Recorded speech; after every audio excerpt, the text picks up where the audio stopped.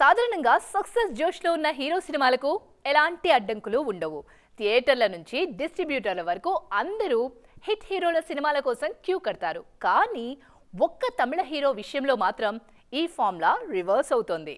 Block buster hit తర్వాత కూడా ఆ హీరో నటించిన 2 సినిమాలు రిలీజ్ విషయంలో ఇబ్బందులు ఎదుర్కొంటున్నాయి. కోలీవుడ్ స్క్రీన్ మీద ప్రయోగాలకు కేర్ ఆఫ్ అడ్రస్ లాంటి హీరో విక్రమ్. రీసెంట్ గా పొన్నియిన్ సెల్వన్ తో సూపర్ హిట్ అందుకున్న విక్రమ్ తన నెక్స్ట్ సినిమాల రిలీజ్ విషయంలో మాత్రం ఇబ్బందులు ఎదుర్కొంటున్నారు. ఆల్రెడీ షూటింగ్ పూర్తయిన 2 సినిమాలు రిలీజ్ విషయంలో తంటాలు పడుతున్నాయి.